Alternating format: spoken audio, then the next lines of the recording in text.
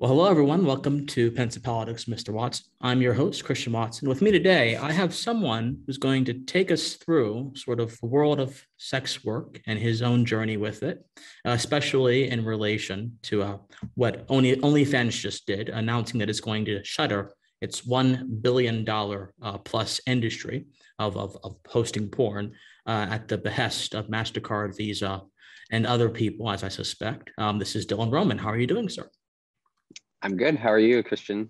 I'm doing all right. I'm doing all right. So before we get into anything too heavy, why don't you just tell folks a little bit about yourself, your background, and how you got involved in doing the kind of work you do now? Yeah, my previous career was as a professional ballet dancer. So I danced in companies in the States and also Australia. Um, I got my bachelor's after that in psychology. Um, and then I was at the crossroads of going to grad school or not. And I actually got in and then was already making too much money from OnlyFans that I didn't need it. I didn't want it anyway. Yeah, I had a day job too. And I discovered that if I were to keep going to that day job, I would lose money from OnlyFans. Interesting. So it was a sort of cost benefit analysis on your part. Yeah, yeah. So what did you go to grad school for? I didn't go. I was Oh, going to go for social work. okay. Interesting. Yeah, I was going to go for Interesting. social work, but I ended up just going for OnlyFans. Now, there appears to be a education to OnlyFans pipeline, as silly as that might seem, because I think that we've all heard the story, and this has been documented, where a lot of OnlyFans models or soon to be OnlyFans models get involved in the business primarily to first help pay off educational expenses. Has that have you seen that kind of phenomenon happen? And I guess a second question would be, why do you think that a lot of younger folks, get involved in sex work? Is it the rising costs, of life in the world? Is it the desire to seek some kind of validation? Is it a form of self-love? Why do you think it happens? Well, I can't say that I mean, I'm new to OnlyFans. I started in April. So I Mm, don't really know about other folks, but I can speak for myself. yeah.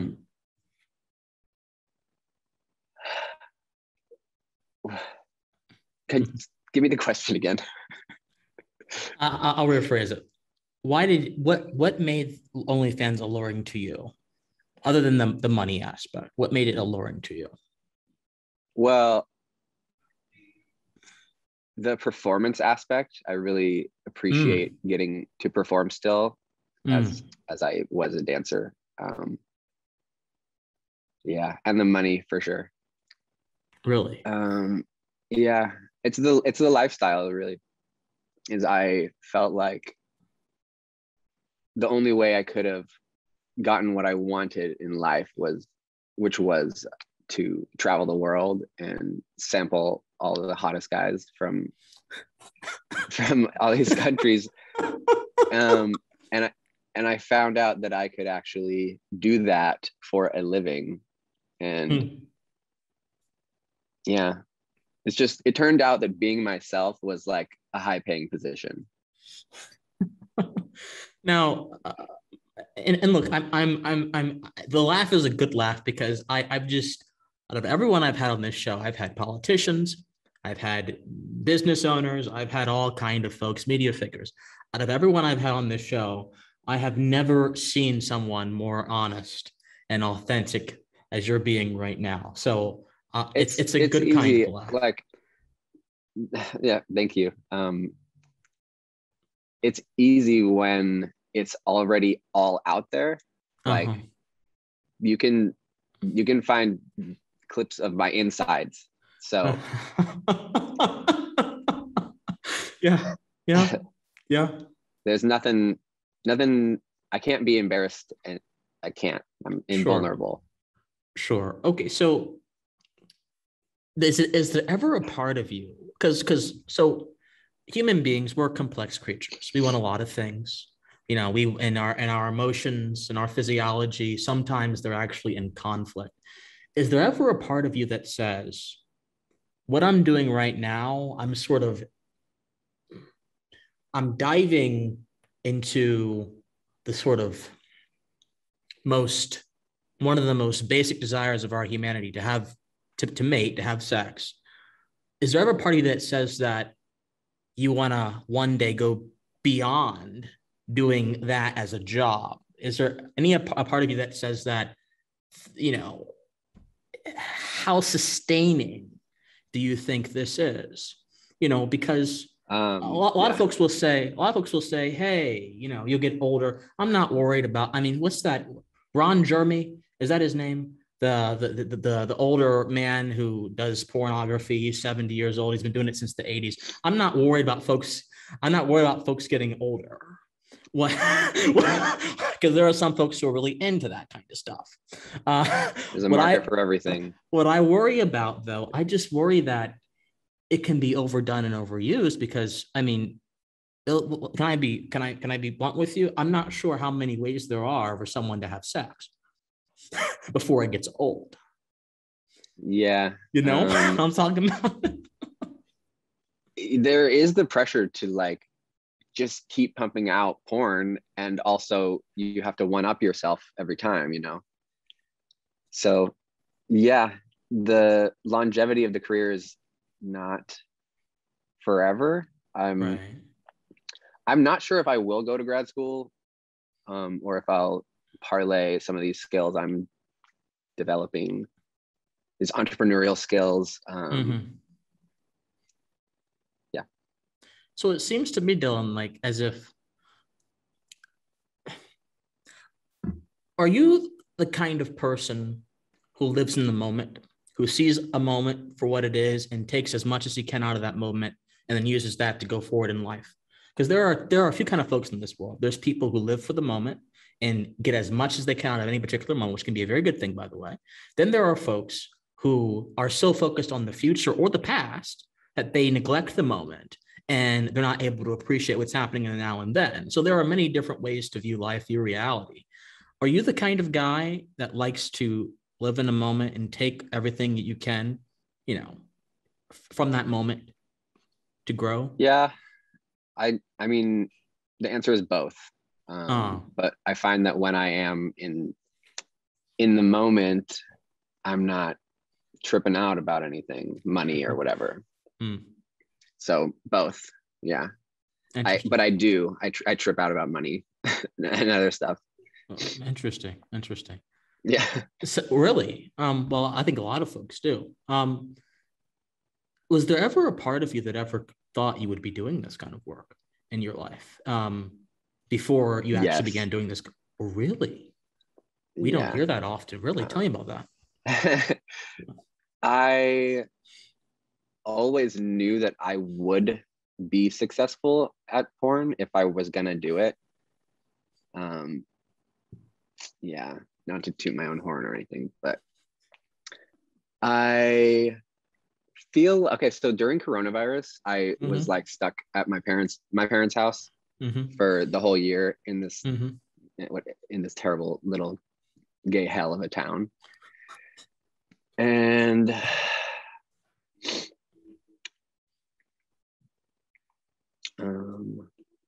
what was I saying?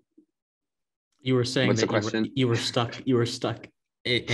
So the question was, I've kind of lost my train of thought as well. Excuse me. The question was, what was the question?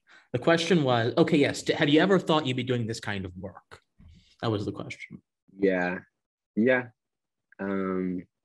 Yeah, I remember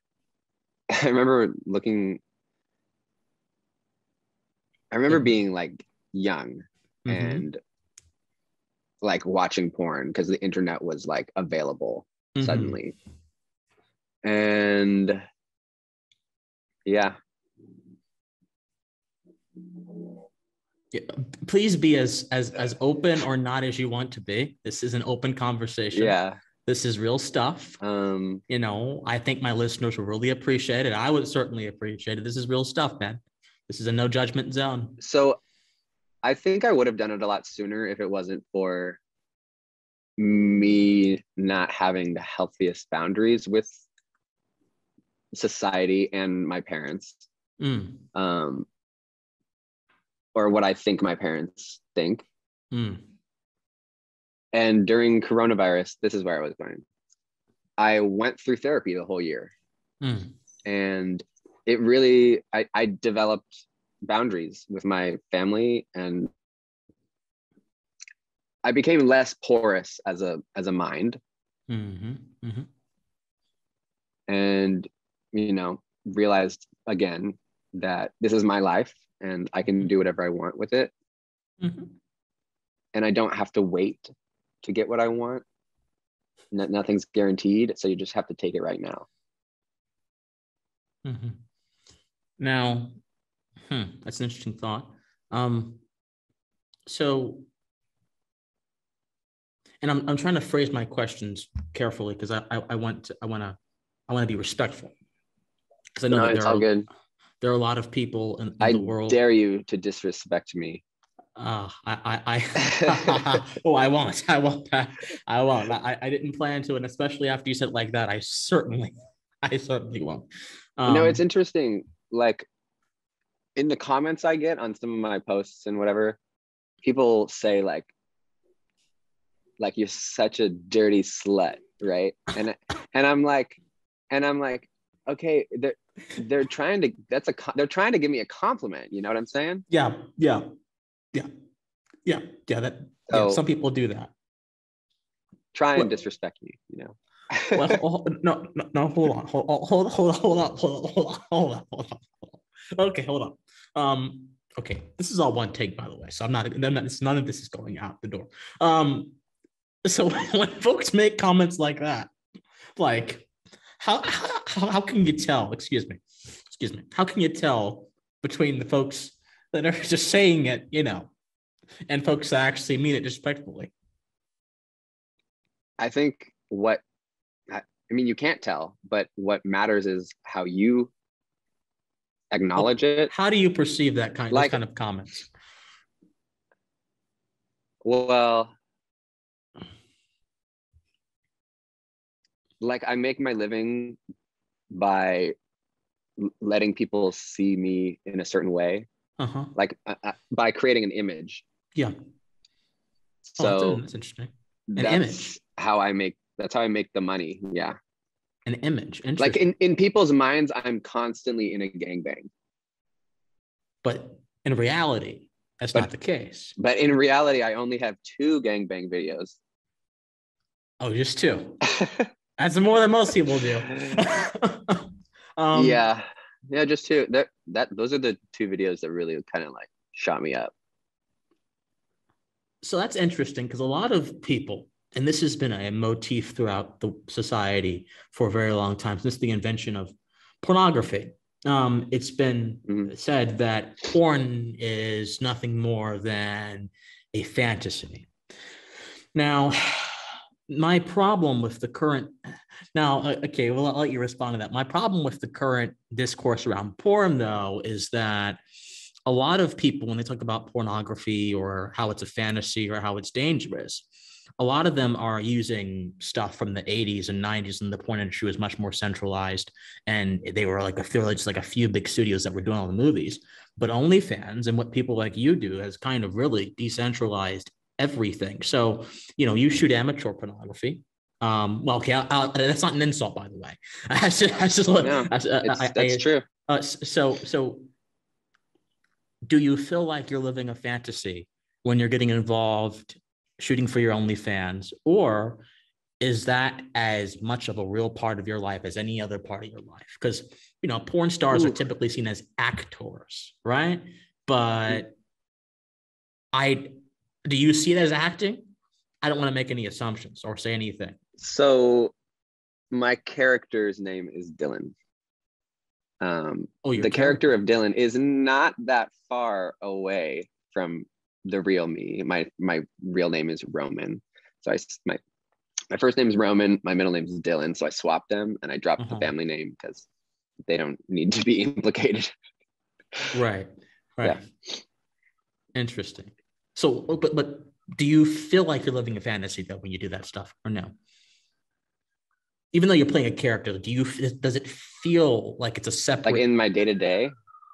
Yeah, like do you feel like when you go on OnlyFans and you film stuff, you're living a fantasy? They're stepping into a role, and then once the cameras go off, you step outside of that role and you're just back to normal old you, or is there a synthesis? Yeah, it's not black and white like that. It's more Interesting. Okay.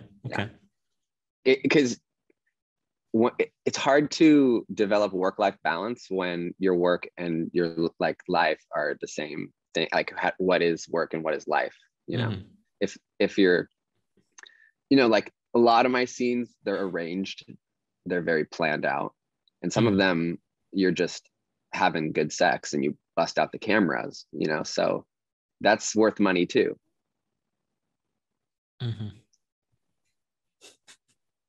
So okay, so it's not entirely a fantasy, but it's also not entirely everyday life. It's somewhere in the middle, you're saying.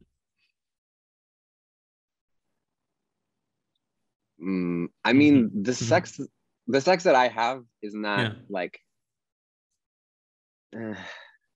just say it. Like I have lived many of my fantasies. Oh. So really interesting. What is a fantasy if not something that's potentially possible and livable? Right. Well, so let's talk about that. So sex has been associated with a lot of things throughout human history. The number one thing is love and connection. And it would seem to me, now that's one thing. Of course, there are other things that sex has been associated with. These days, hookups, things like that. It would seem to me that sex has become very transactional. Well, it's been transactional for a long time, but okay, people are seeing the transactionality of sex more and more and more these days with things like OnlyFans and pornography. Do you feel like sex has some deeper meaning to it beyond two people just getting each other off? Or do you think that people, and this is the argument that I've heard from a lot of folks, just give it meaning in the moment? Yes, absolutely. They give it meaning. Sex is like breathing. Oh, really? Yeah. I mean, you assign meaning to it. That's what I believe. I don't. So you don't get attached to men you have sex with immediately or at all? No, it's almost the opposite. It's like I can get plenty of sex. What I need is like someone to connect with on a conversational level.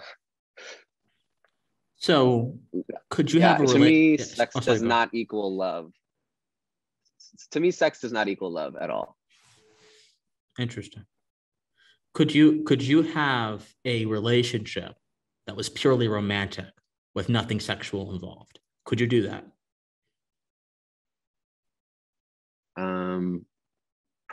Probably not. Okay. Most folks couldn't do it. I can speak for myself. I couldn't do it, personally. And I'll say something about myself. I'm personally waiting until I find someone I really care about before I do anything. And no, this is not me being on a soapbox. Everyone experiences this kind of stuff differently, especially me being a young gay man. It's hard because a lot of my peers are just out there having fun, living their life, and no shame on them. That's their thing. But I've decided to take a little bit of the hard route and wait, because in my mind, this is just me, in my mind, I have associated that kind of stuff to belong within the corridors of a loving relationship, because I feel like I'm sharing a very special part of myself with someone when I do that. I'm sharing my body I'm sharing my soul in a sense. I'm sharing energy with them. And now maybe this is just my romanticized idea about what it is. Maybe this is just my romanticized idea of what it is. But,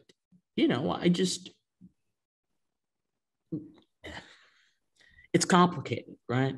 It's very complicated. And this is not an association that I made up. A lot of people, now I think that the amount of romantics that exist in the world are going down. The amount of monogamous romantics. Now, other things are in open relationships, polyamory, those kind of things are the kind of relationships I see a lot of people who do that, who do, porn that get involved in. So let me get off my soapbox, just ask you the question. If you have anything to say, by the way, about what I've just said, please tell me. I can jump in anytime you want to. I think that romantic love is really overrated. I think the platonic love is where it's at. Really? Yeah. It seems to me that it's just like a chemical that drives mammals to breed. Oh, you believe that? Interesting. Yeah, like romantic love, like falling in love. I think that's tantamount to drug use. Like, really? So what would you say to people? Well, so I think that it, on a physiological level, that it definitely activates the same kind of receptors in our brain that drug use does, serotonin and dopamine, all that kind of stuff. It does that, but is that all it is, though? I find that you can extract a lot of meaning from that kind of stuff that goes beyond how you feel. Well, the other thing that you said was you're sharing your soul. And yeah. I am not a dualist. I'm a monist. I don't believe that there is anything. There's not a spirit. Okay. It's just us, just our body. Sure. And yeah, sure. And I think when I say soul, I think that can mean a lot of things. For some people, it means like literally a spiritual body that resides in your physical body.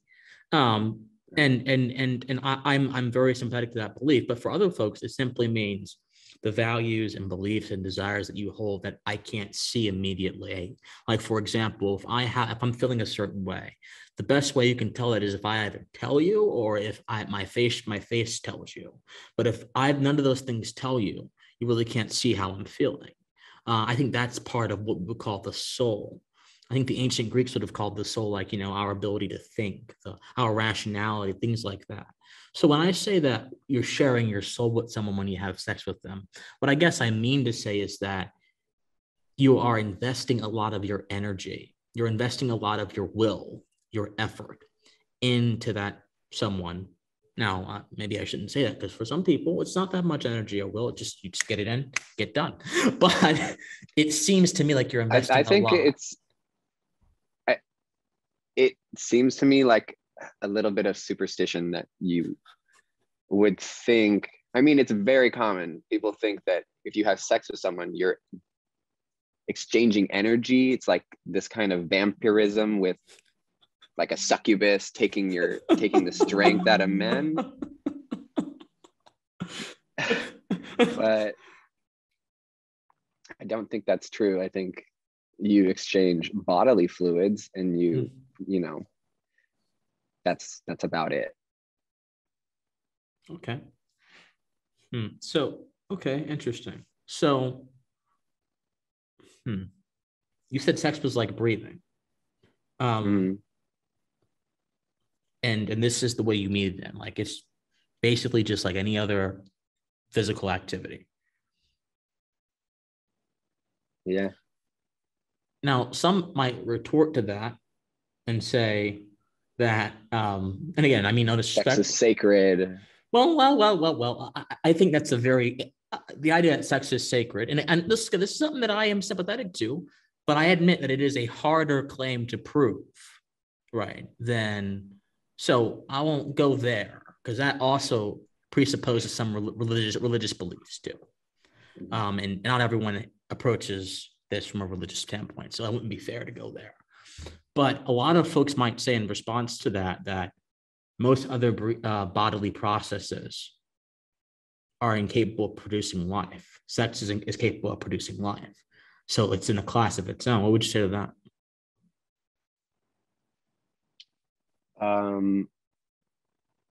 It sounds like that's saying that there wasn't life before the sex. No, of course there was life. I mean, what I'm saying is the life didn't stop along the way. Like the sperm cell was alive, the egg was alive. Mm-hmm. It's been alive forever. Mm-hmm. For as long as there's been life, things we consider life. You know, like proto life and something like that. But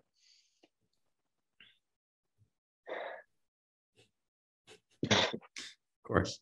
All right. Understood. Going back to and by the way, again, if this is getting a little bit too much, please let me know. I want. No, I'm all good. But also, if I'm not answering your questions, feel free to ask them again. Okay. So I'll go back to a different topic. Okay. So how have people in your life reacted to your line of work? Are they supportive of it? Are they derisive? Or how have they reacted?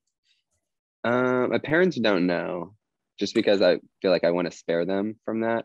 My brother was ecstatic. He said he was proud of me. Wow. And not because of the porn, but because of me going my own path, you know, Mm-hmm. Right. and just doing something completely out of my own free will. Mm-hmm. If there is such a thing. Oh my God. I think there is personally, but we don't have to get into that if you don't want to. It does seem that way. I think there is personally. I do. I think it's very hard to justify very many things in life without there being a conscious will behind them. It's very hard to justify actions, at least. Very hard. And actions are the tools by which we interact and understand the world.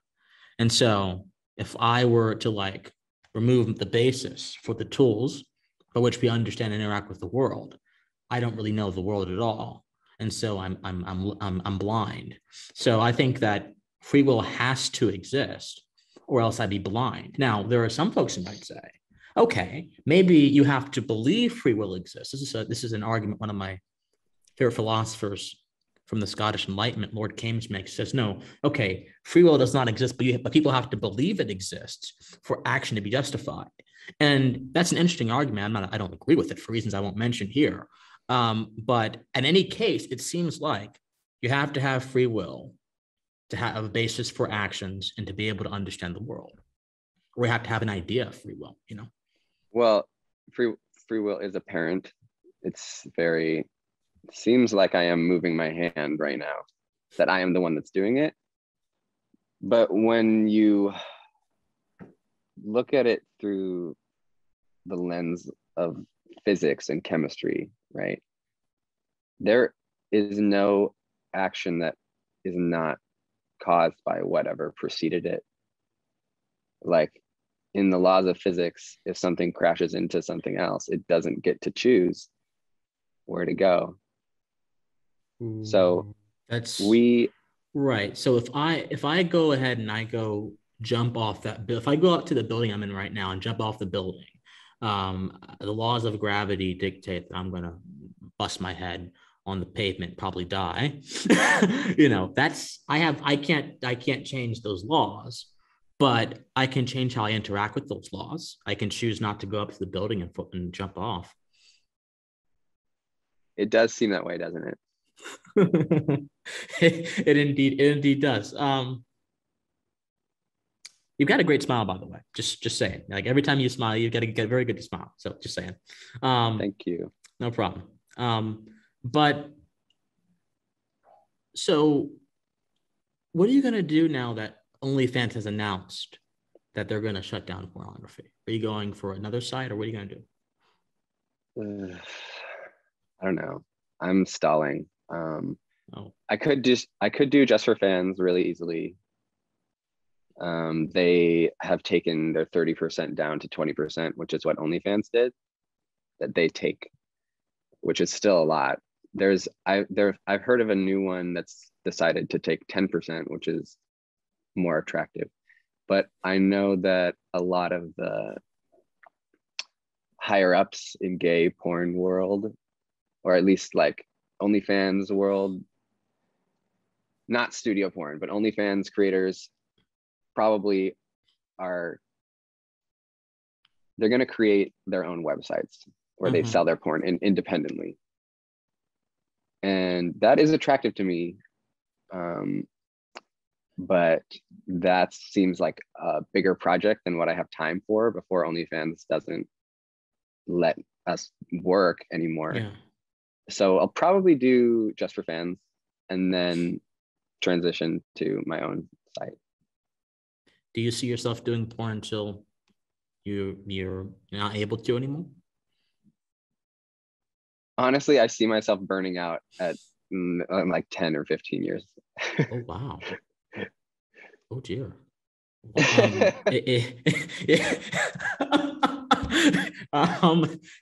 You're an honest person, brother. You're an honest person. No one would. Why do you feel like that, though? I'm curious. I don't know why you feel like Oh, that. it's just how I roll. I just do stuff and I'm over it. Oh, do you ever Like, commit to anything? oh no. Oh, wow. Freedom is my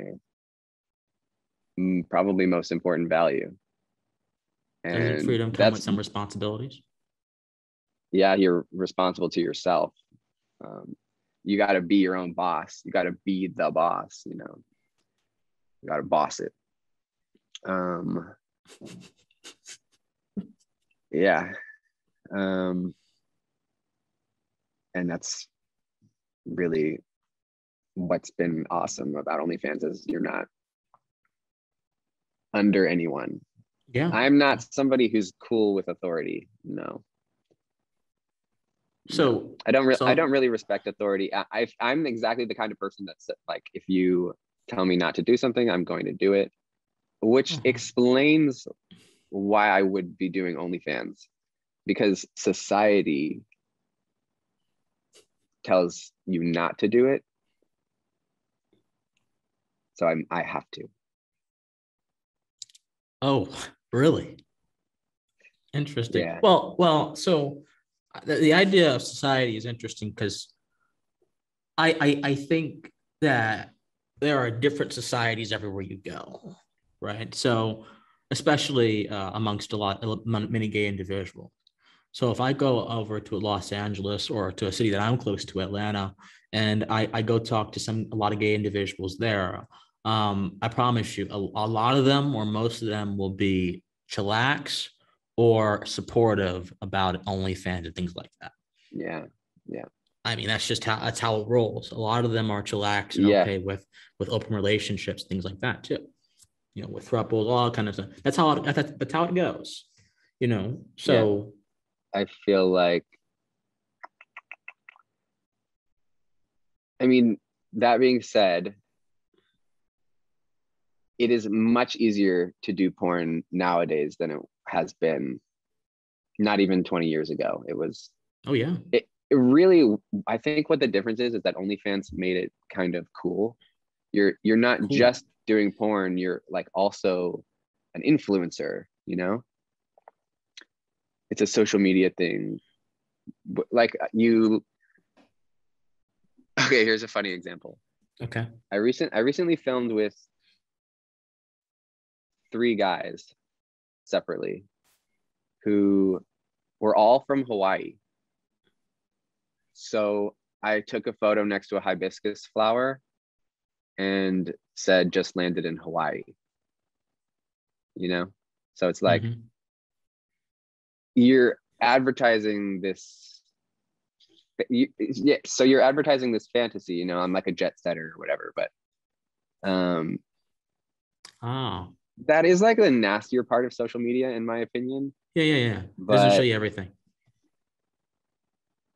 and the other thing is like doing studio porn can be predatory. Oh yeah. Because you're paying the porn company owns the movies. They're paying the performers a day rate, which is like nothing. And it's like hard work. It's like you work all day, like taking pictures. And whereas with OnlyFans, so the porn companies, they make money off of that forever. Yeah. There's no residuals like they have in Hollywood, which is, in my opinion, ridiculous. Like, why would it be any different, right? It's your image. Why shouldn't you be getting residuals? But the answer to that is that people who do studio porn don't usually stand up for themselves. And it has been challenging for them to try and unionize or something like that. Interesting. But with OnlyFans, you are your own boss. You own the content that you, so it's collaborations, right? Collaborating. If I film with somebody in my house with my own photographer, that is our movie. So we make the money off of it forever. It just seems a little fair. It's less centralized. It's less centralized. Directors and the producers. And I feel like that's a pattern. It's becoming more prevalent, is being your own boss. Like, yeah, everybody's lateral nowadays, not like on top of each other. Like, well, you know, in my own way, I'm also an entrepreneur in my own way. I do political commentary and media work, and I do a podcast, and I do YouTube, and I'm growing, and I no one's my boss.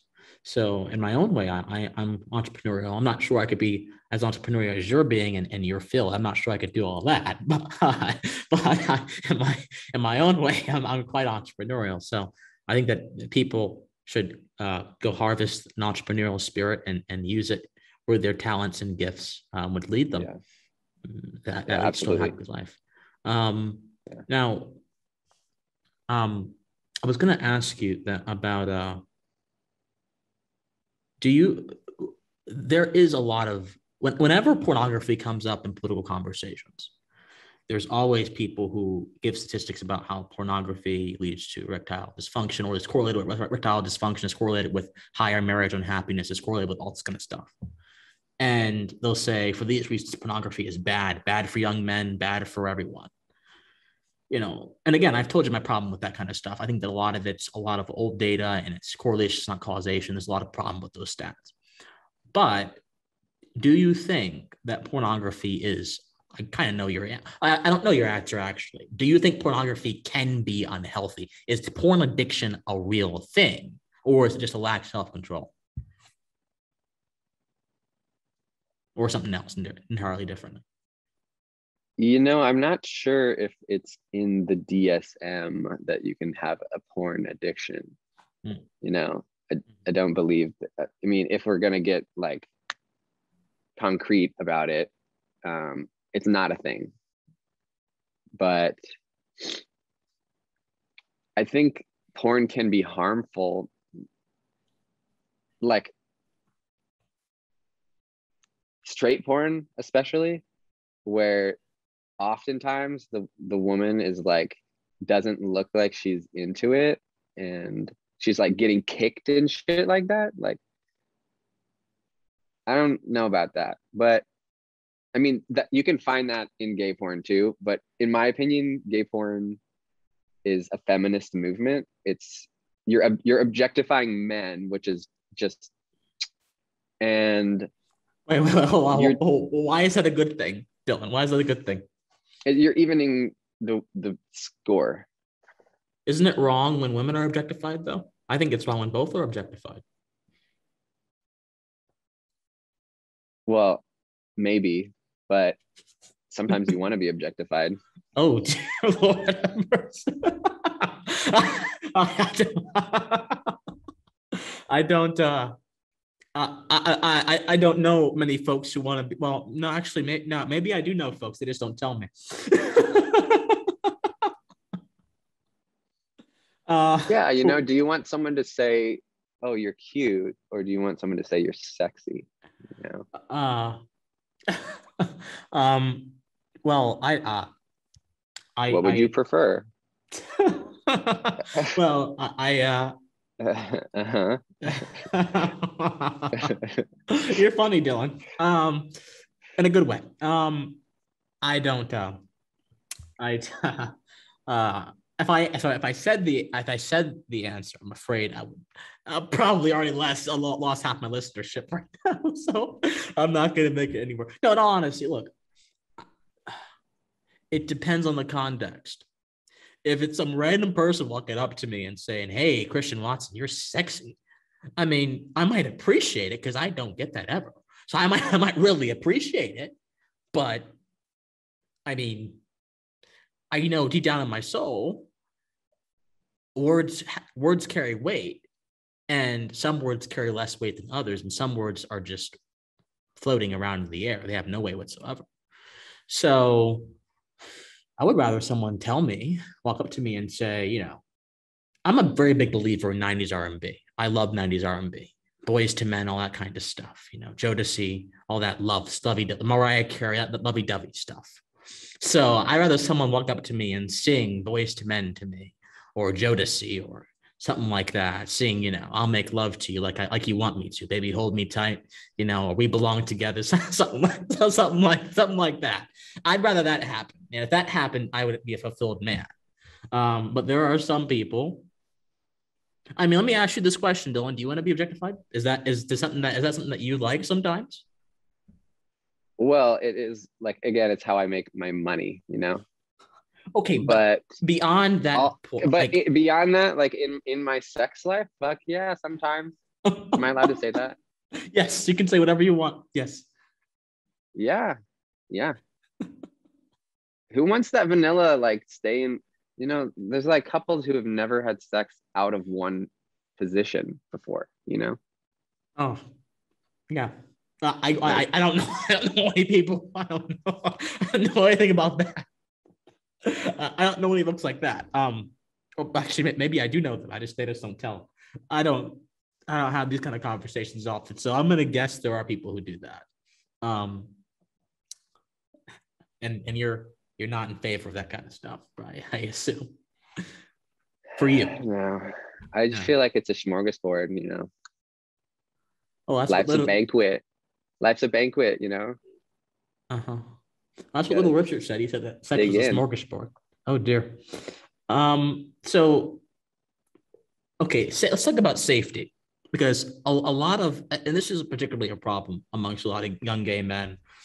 A lot of them partake in unsafe sex, and for some of them, it's attractive to do that.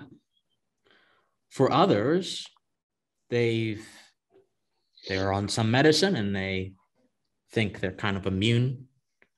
For what do you do, Dylan? And what's your opinion on safe sex versus unsafe sex? And do you think that this is kind of like a three-part question? Do you think that pornography can encourage unsafe behaviors amongst people who act in it, whether it's amateur pornography, particularly amateur pornography? Actually, let's stick it there. I don't use condoms. Why not? So, Just curious question. well, for porn, I feel like it defeats the purpose of making the performance. It's like it does ruin the fantasy. It's like people live vicariously through our porn, Mm. and I think that that spares them from having to do it themselves sometimes. Which Yeah. which might not be a good thing or a bad thing, but Uh, I think I think condoms ruin porn. For me, do you ever worry about um, catching something? yeah. So recently they have started prescribing doxycycline off label. as preventive for chlamydia and syphilis. It will not protect you against gonorrhea. And it's not more than they would give you for like acne, which Uh-huh. people take every day. So there are big developments in like you don't have to worry about it. Like the worst thing that could happen would probably be getting a antibiotic resistant strain of gonorrhea, because then you're like in the hospital with an IV in you for, I don't know, a day or so. I don't know how it works, but with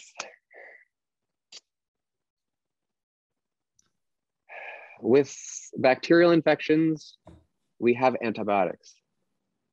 With HIV, there are medicines that suppress it all the way. Yeah. There's PrEP, so people don't get infected with HIV to begin with. Herpes, Mhm. the reality, the worst thing with herpes is you get a cold sore. Everything else is imaginary. It's stigma. It's society. We think for other people, and we really don't know what they think. Interesting. So So to me, the STDs, only with all those measures put in place, they don't really mean too much to you. They don't stop you from enjoying yourself. no, like I think it's worth it. What's worth it, Dylan? It's worth it to have like having sex with a condom. It's like torture. You're torturing yourself. You're not getting the satisfaction that you want. Oh dear. Is that the case? Interesting. Is that the case? It's yeah, I think so. I think it's like, yeah, it's torture. It's torture. You're just like getting all the way there, and also it's rubber, which means it's not conducting the electricity between the dick and you. All right.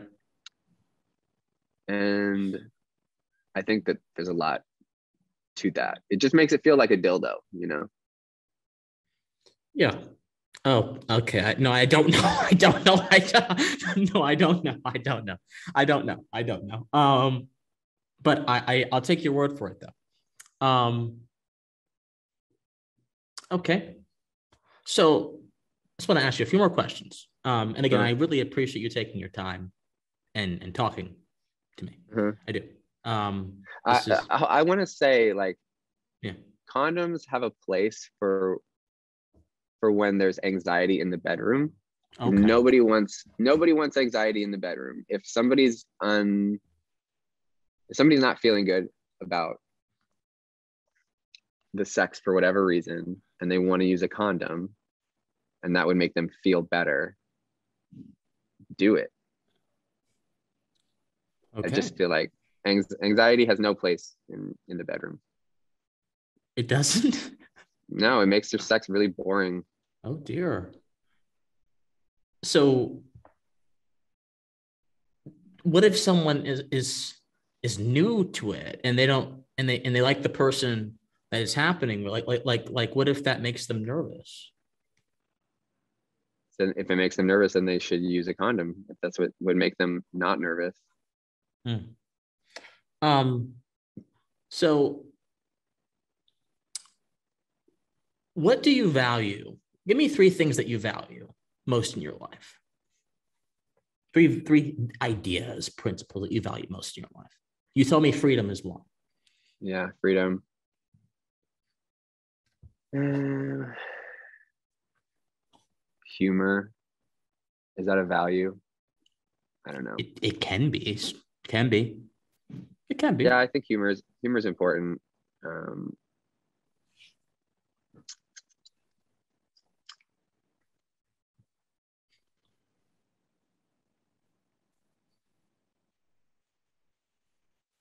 um, a value. I'm thinking of things like food. Oh. No, no, what's the value? Um, Honesty, I think, Honesty, okay. is important. So do you Not believe always, but honesty is not always important? it's important, but it's not always the right thing to do, to be honest. That's an interesting ethical question because there are some people who would definitely say, like, if a robber goes to your house and says, "Hey, is that person who I'm chasing upstairs?" and you say no, and you just say that person's life, a lot of folks would say that's the right thing to do.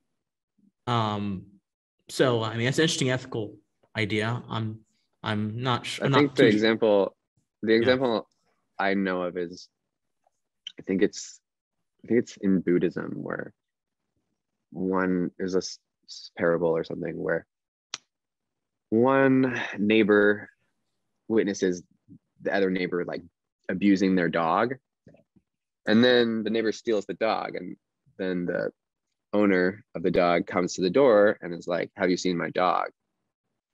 Nope, I haven't. And I think saying that is the moral high ground in a situation like that. Maybe, but you're still lying to someone. And if you value Yep. honesty, it has to be valued regardless of circumstances, in my opinion. Now, does this mean you don't have, okay, so I think the thing is, in that situation there, instead of saying, no, I haven't seen your dog, you could just say, I don't think your dog wants to be with you anymore and not answer the question. You don't have to lie to protect the dog. I say protect the dog, but protect him in other ways. Divert, you know what I'm saying? I think I think what what makes it the deepest form of honesty is when you're right with yourself. So Well, yeah. So let's talk about like honesty. like Yeah. for example, my parents don't know. Hmm. They think I still have a day job, but that's If I might ask, how don't they know? If I might ask, since it's all public, how don't they know? they I don't think that, I mean, it could really be easy. Like it could happen at any moment. I'm prepared for that. Yep, I did it. But I think it would just cause them some turmoil, and they can just be spared from that. Like, I see. Now, I have a question with you about honesty. There are a lot of, amongst a lot of gay individuals, the idea of conquering a straight man is very popular. The idea of taking a married man and doing something with him behind his wife's back. It's a very popular idea. Now, it's a very disturbing idea to me. But I've talked to a few, people about this. And the response that I typically get is that, well, look, I don't know that wife. I don't know that person. I'm just enjoying myself. As it relates to that kind of morality, do you have a position? Do you think that it's wrong to sleep with a married man or someone who's in a relationship? Or do you I think believe? no, I think it's a lot like, you know, when the home wrecker comes in, right? Mhm. But why is the blame on her? The blame should be on the husband. What the hell is up with that? Mhm. Right? The home wrecker didn't make any commitments to not have sex. So Now, I mean, may I ask you a I'm question? sure. Don't take this the wrong way. I'm just curious. Do it. Have you slept with married men that you know of? Oh, Or probably. have you slept with But men who have been in relationships with other people? Relationships. yes. But the thing is, And monogamous, it's like none of my, like it's none of closed. my, no, not that I know of, but it's none of my business. It's not my prerogative to ask them, are you married? No, that's on them to not do what they swore not to do. Do you have any role in that though? If they want to do something with you that might break their vows? Do you have any role in saying I won't help you do this? In your opinion? In my opinion, no. I mean, I think if they're gonna do it and you don't let them do it with you, they're probably gonna do it some other way. Like if someone's gonna cheat on somebody and their first attempt doesn't work, I'm pretty sure they're gonna try again. Mm. Maybe, but does Maybe, that maybe. mean does that mean we should help them out? Like if someone's gonna like take a hammer and smash their smash their neighbor's car up, and they say, "Hey, come help me out with this." Should we help them out even if they're gonna do it anyway? I mean, yeah, they maybe do it anyway. In fact, I'm sure they will do it anyway. But is there anything that we can do when those kind of folks approach us to say, you may be into this, I'm not into this, I'm not doing it? Yeah, I think that if you're not into it, then that's your prerogative. I think what attracts people to it, the psychology behind it, is the forbidden fruit, Also, the tradition is, I think, wearing on people. We're getting sick of all this tradition, like all this heteronormative, religious bullshit that's just surrounded by it. It surrounds keeping the woman owned, so we know whose kids are whose. So you believe the institution of marriage is inherently patriarchal? Yeah, for sure. Interesting. Yeah. Yeah. Now, what about as it relates to men? I think that's like you mean marriage between men? Yeah. Yeah. I think that is going in direct opposition of the thousands of years of misogyny that has controlled marriage.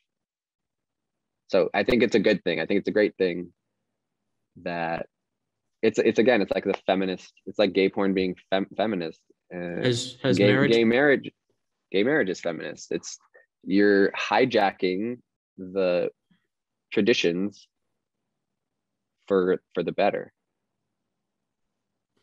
Now, what's your opinion of conservative gay men who may think the opposite, who may want to preserve the traditions because they believe they've worked and they're good and they're just? What do you think about them? I think that they're being peer pressured by dead people. So if I told you I was conservative in how I viewed this stuff, you probably could already tell. Do you believe I'm being peer pressured by dead people? Yes. Yeah, I do. Okay. Why do you say that? And I'm generally interested. I'm actually really, this is a fascinating conversation. I'm really interested in hearing this. Let me explain myself. Personally, I find what those dead people did had to work because civilization had to come from somewhere. I find what a lot of young gay men do these days, the hookups, summer of love, a lot of that's temporary and it burns out like a fuse. And after that's gone, what do you have left? So the same could be said for marriage. It could be said for marriage. You're right. A lot of marriages burn out like a fuse too. Marriage is not perfect. And personally, I don't even know if I want to do marriage. I know I want monogamy, which many gay folks say, okay, you're still being led by dead people. Monogamy is unnatural, whatever. But I know that I want that. I don't want that. So yeah, the same could absolutely be said for marriage. But I think the difference between marriage and the difference between like non-committal relationships is that marriage provides a stable ground, not a stable certainty. There's no certainty that a marriage will be stable always, but it provides a stable ground for the rearing of kids, for certain kinds of social life that may be beneficial to living in an orderly fashion. And I'm someone who really believes in individual freedom. I don't believe that I don't believe that everyone has to go get married. I don't believe that all women need to go get married. I believe people should just do what they want to do, provided they're not harming someone else or their property. That's my basic ethical principle. But personally, I do think that there are some things throughout human history that we can observe that have worked in terms of building civilizations, that have worked in terms of helping people live happier and better lives, that have worked in allowing us to uphold certain moral standards that are integral to our human being. There have been things that have worked. And I think that looking at those things and saying, you know what, that's interesting right there. Is that I don't think that's the by, most scientific thing to say. Like scientific. can you prove that tradition is good for Yeah. people? I don't know. Well, I can prove that it's preserved and it's allows civilizations to flourish.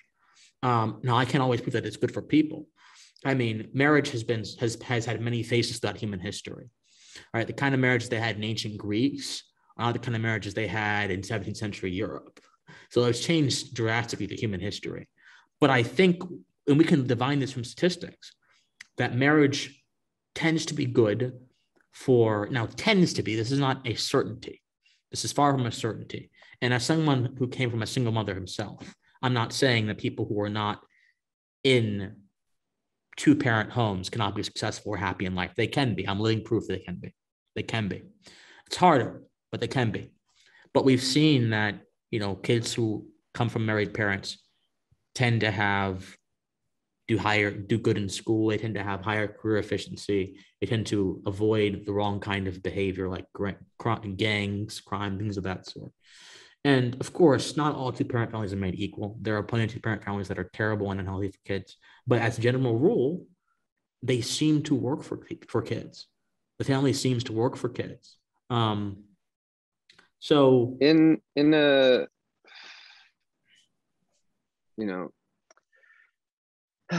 in like animal behavior, it's a behavior. Tradition is a behavior. It's not right or wrong. It is something that we do. And maybe the tradition of having a two-parent household exists because of its reproductive advantage. So you think that it's purely arbitrary? Yeah. Even if I can point out in history where two-parent households have been beneficial to the flourishing of human beings. Oh, I'm sure that you could point that out, but is that a tradition, or is that if it's been done for a long time, just a reproductive advantage? So if we look at the success of people that have been involved in traditional two-parent families, I think saying it's a reproductive advantage is making it a little bit too physiological, not enough. Human beings, I think we're higher beings. We're animals, but we're a more higher kind of animals. We are. No, We have that. We are the only entities on this earth who have the faculty of reason. Animals have instinct. We have reason. So I think that makes us a sort of higher breed, a higher cut above the animals. So I don't think phrasing it in terms of reproductive advantage is entirely consistent with human action, because human action is about much more than just pushing out babies. Now, there are some folks who believe that human action is all about pushing out babies. There are a lot of conservatives who think that women exist to push out babies. I don't agree with that. I'm not that kind of conservative. I don't agree with that. I do think women tend to be happier, in relationships, whether it's a lesbian or whether it's a heterosexual woman. They tend to be happier when they're with pairs. That's what the evidence seems to show me. That would be the case because women give birth to the child. So if they have support, they're more likely to survive. But what if their desires go beyond the desire to give birth, though? I think for many women it does. It's not just like, okay, I need this person to survive so I can have my kid and then move on. No, a lot of times there's emotion, there's love, there's all kind of things mixed into that bag. Yeah, this is gonna go all over the place, but We can stop this for in a moment, but no, it's okay. Um, I warned you this would be a different kind of interview. yeah, say that again. Do you remember what Yeah, so your what I'm last saying comment is was? I think that mating and bonding and getting in pairs is a little about much more than just going to reproduce. I think it's about something higher when it comes to humans. I think affection does exist, and we can process our affection rationally, and that gives us sort of that sort of distinguishes our affection from the affection that animals or the instinct that animals might feel. We're not beasts of prey guided by base instincts. We're beings who built civilizations, who have discovered philosophy, who have ventured out into the depths of the stars, who have rationality, and that has to account for something, you know, in my opinion. Maybe. But you know, Maybe it does. Um,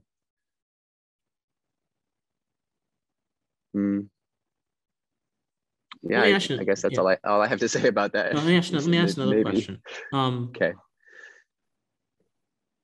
Do you ever? Okay, so how many meaningful friendships do you get out of what you do, if any? Like the Doing OnlyFans. porn? Yeah, yeah. Um, a fair amount. Yeah, there's some camaraderie in being in the industry. There's people you love working with, and there's people you don't love working with. Um, yeah, like I think the conception is that being in porn, you're undateable or something like that.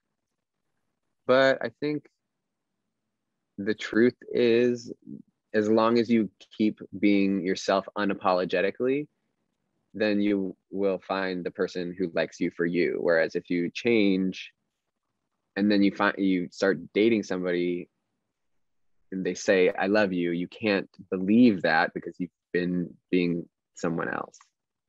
Have you ever been properly in love in your life,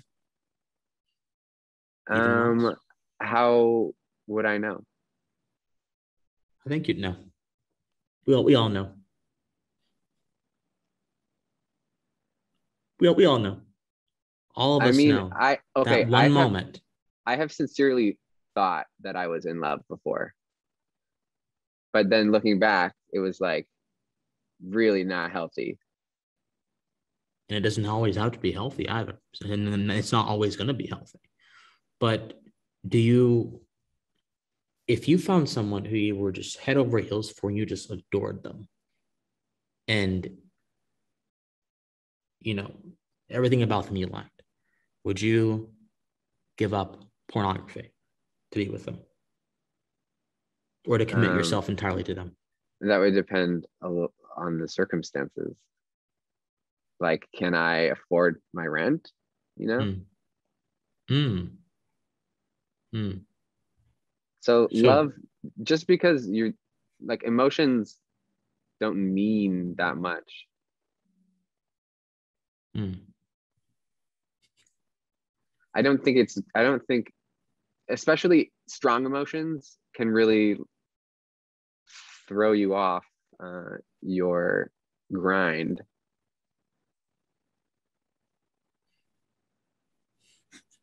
The grind. Interesting.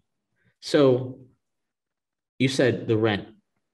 So OnlyFans is not just something that you do because you enjoy it.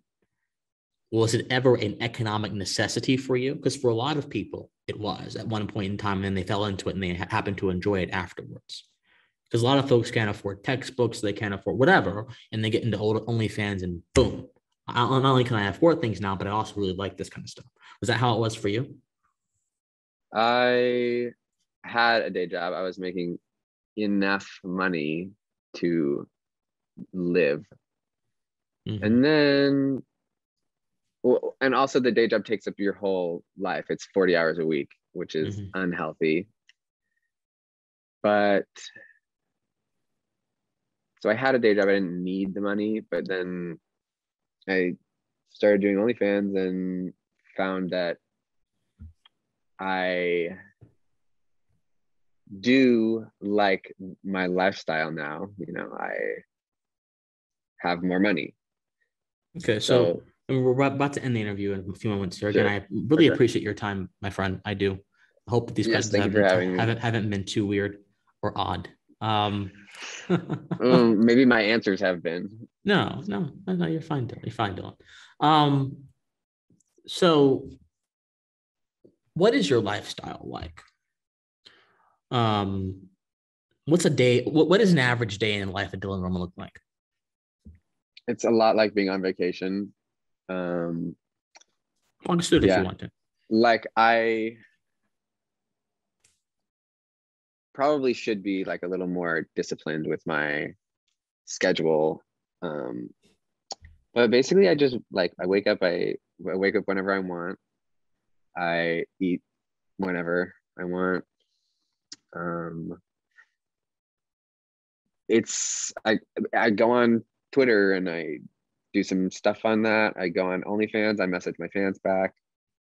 Um, Constantly trying to make posts and make content, but other than that, it's like way more freedom. Yeah, I think about my brother who was in the military and then got married and then got a kid, and it's like, oh, you just got rid of all of your freedom, like no more freedom left. What is a You're life? tied down. What is a life that is full of freedom and as you use it, but empty on responsibility? Freedom is like a tool, like any other tool, and a hammer is only as good as the nail that it can hammer in. So I freedom is think, only as good as what it can be applied to. yeah, freedom can be also terrifying, I think, but And I believe all of us inherently have freedom. I think that freedom is a natural condition, free will organisms. I think that we all inherently, built into our DNA, have freedom. I think we're all inherently free. People can try to inhibit that or stop that, but inherently, I believe that it's a part of our bones, our DNA, our blood, like literally, like just like breathing. So I don't think that you like, okay, I'm not married anymore. I'm free. No, I don't think that's the case. You were always free. You just made certain choices. You were not shackled from responsibility. But we shouldn't see responsibility as being binding. Well, we shouldn't see responsibility as being like a form of slavery, you know, especially those we elect to take. true. Um, I think that I have a responsibility Mm-hmm. to keep making my money so that I can keep being free. So some Sure, yeah, sure. you need some responsibility to get the freedom, or else you're just in a bucket of responsibility. You don't want that. Do you like responsibility, generally Um, speaking? I like the power it gives. Like the power that responsibility gives. Yeah.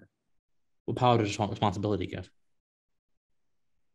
Well, when you are responsible to yourself, you get You something. mean In my case, money. responsibility to other people? I mean, do you like that too much? Do I like being responsible for other people? No. To other people? Yeah. Yeah, no. Okay. I mean, like I show up on time to meetings. I try to, Is that being responsible? I guess so, yeah. Um, yeah.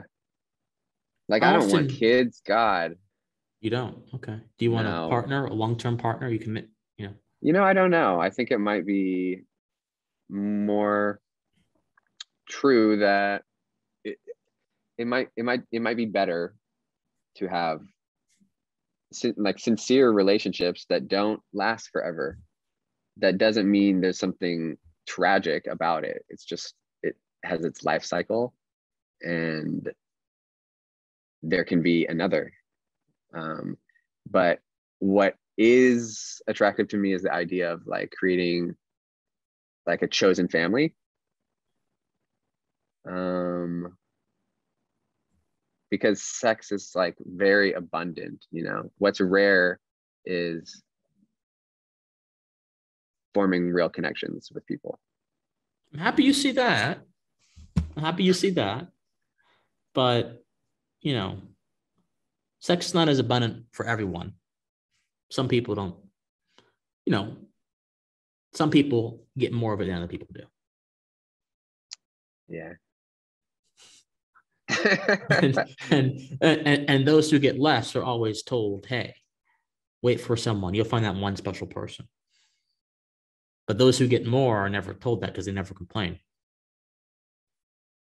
So, you know, it's kind of a two-sided coin, isn't it? Yeah. I mean, now I'm questioning everything I said, which I guess is good too. But I'm not trying to make you question everything you said, but you know, and we'll close out with this. There is sexual market value is a thing. Unfortunately, oh, yeah. I wish it wasn't a thing. It's a thing. I hate it. I think it's wrong, but it's a thing. Actually, I can't say it. Well, I do. I think that okay, it's not what you should judge people by, but it is a thing. It exists. It happens. It's real.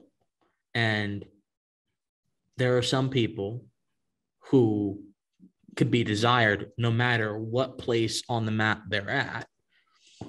And there are other folks who have to beg and get sidelined and get told, I'm not attracted to you, you're not my type, by 10,000 people. And, you know, it happens. You know, someone like you who's an attractive lad, handsome lad, you don't worry about that kind of stuff because, you know, objectively, I do believe that I the lucked beauty. out. Yeah. What do you mean you lucked out?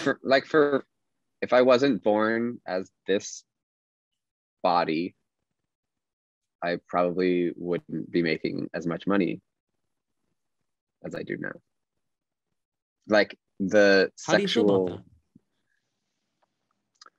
sexual, I feel lucky. It's not that I did anything. I mean, there are plenty of things that I did that enhance what I do. I don't think it's fair, like that. If I was born with black skin, I may not be making as much money. I don't know about all that. Yeah, I don't know about it, but I'm just saying. And there are plenty of very handsome black men who are making quite a bit of money on OnlyFans. Not that I For would know. sure. I don't watch. I Christian Watson do not watch that kind of stuff. So let's not no comment saying, oh, Christian, you're in OnlyFans. No. I think no. there's been a long history of glorifying whiteness, and that has infiltrated Oh dear. the standard of beauty. What do you mean glorifying whiteness? What does that mean? Like,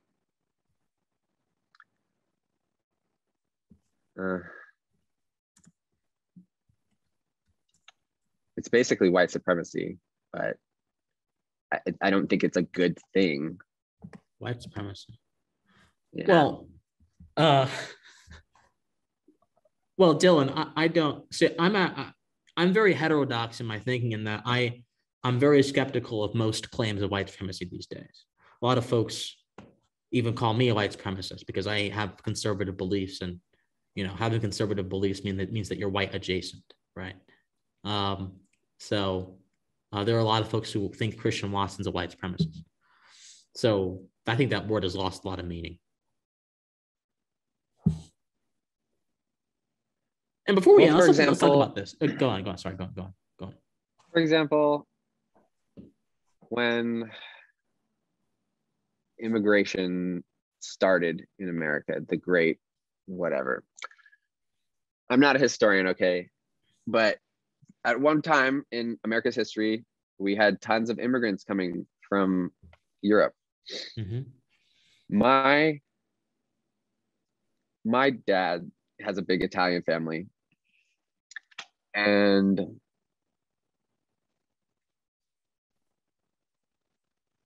it was a struggle for the Italians and the Irish, even though they're pasty white, to get in the white club, to be considered white.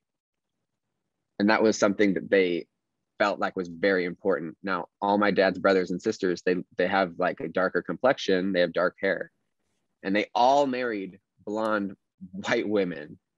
So they now have blonde babies like me who are like unquestionably white, which I don't think is right, but I think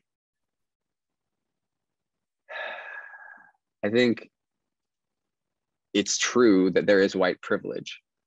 Oh dear. I don't. I think that it's made up personally. If you ask me, I think it's made up. I think No, it is. personal. It is made up. Personally, the theme is that we think for other people. So we think for other people and we don't really know what they think. Like white personally, supremacy. yeah. Go for it. No, sorry. You're fine. Go for Your it. voice is important. Please speak.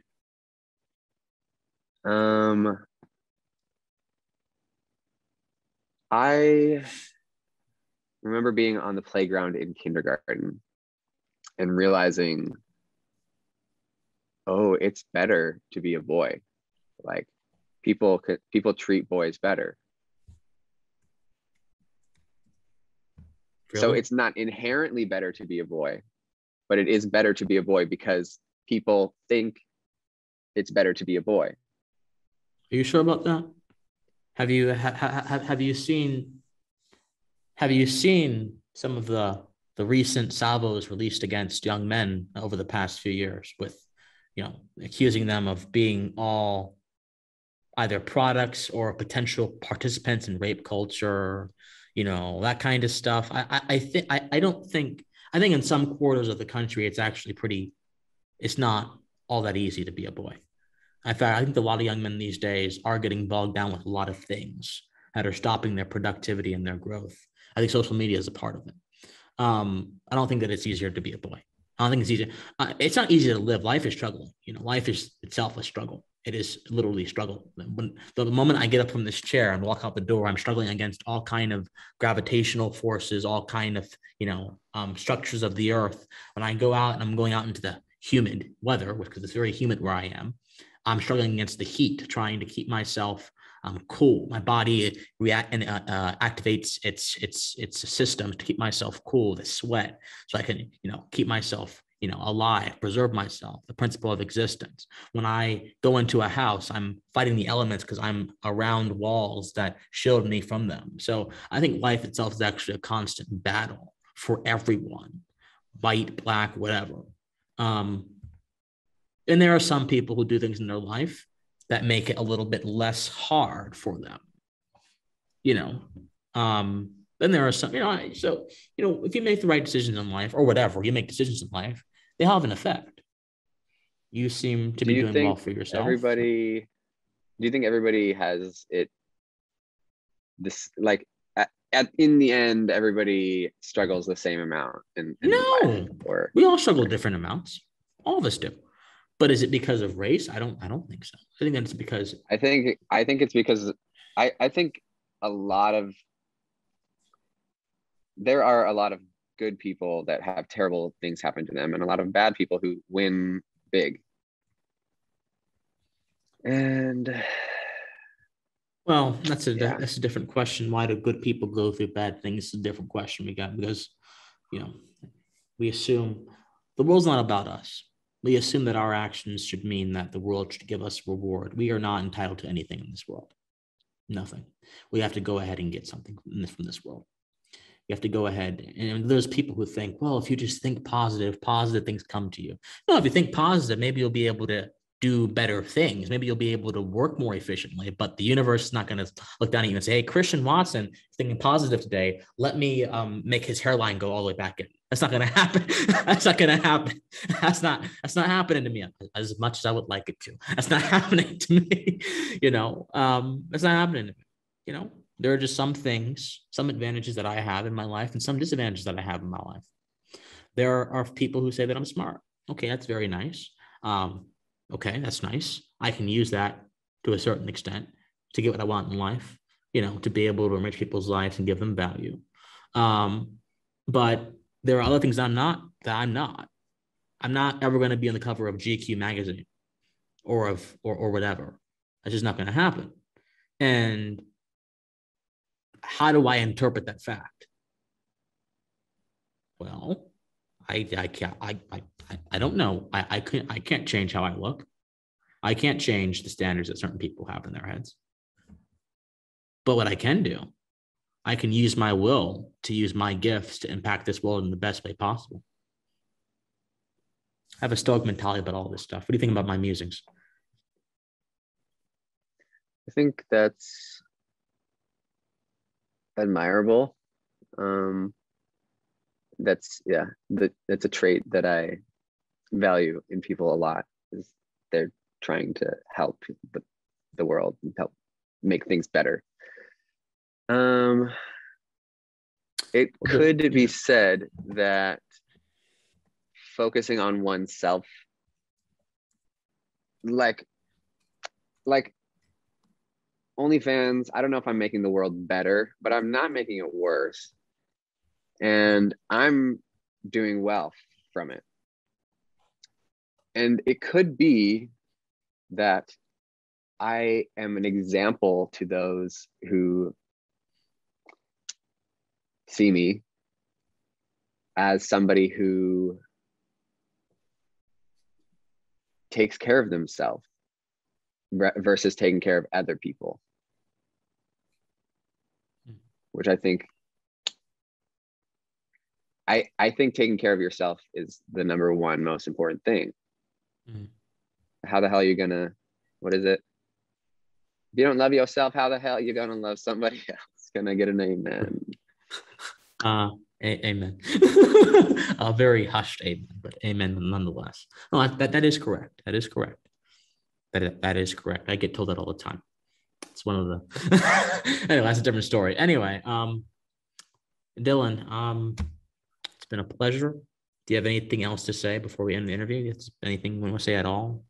If you want to plug your stuff, you have the full permission to. Yeah, so for now, until OnlyFans is kicking us out, still subscribe to my OnlyFans. But I have my own link. It's dillonroman.com. And as long as OnlyFans is keeping us, it will link to that, and then just keep going to dillonroman.com and it'll send you to wherever I am at the time. That'd be cool. Subscribe. All right. I'm not sure how many, my listeners are pretty conservative. I'm not sure how many people are going to be subscribing, but maybe you get some, I don't know. But Dillon, I do appreciate it. I value your opinion and your voice. I think that I get the feeling that I'm not your usual guest. No. Oh no. No, of course not. No. Okay. No. But that's okay. Because look, I've told people my catchphrase is to connect the political with the human with the political, and the human involves so many different things. It involves how we feel, how we understand certain domains of life, and sex is a domain of life. It's one that many of us have certain perceptions about, but it is a domain of life nonetheless. So it behooves me to go ahead and explore that domain of life as effectively and holistically as I can. And a part of doing that is going to be talking to people like you who may have radically different lifestyles, may have radically different experiences than I do. I mean, I'm still holding myself for a meaningful relationship. I've only done as much as I've kissed someone. That's probably about it. I mean, so to hear someone with your experiences, I mean, hey, Oh yeah. Yeah, I've had enough sex for a few lifetimes. it's it's a foreign world for me. It's a foreign world for me, my brother. But It I think it all boils down to shame. And if you feel ashamed to do something, don't do it. And if you don't, then do it. But that's all on you. well, Dillon, I really appreciate you, man. Thank you so much. Maybe you'll come back. Yeah, maybe. Maybe. I don't know. Maybe Thank I you for scared. having me. Maybe I No, scared you. it's been really fun. Yeah. All right, man. Everyone else, please stay pensive. Bye-bye.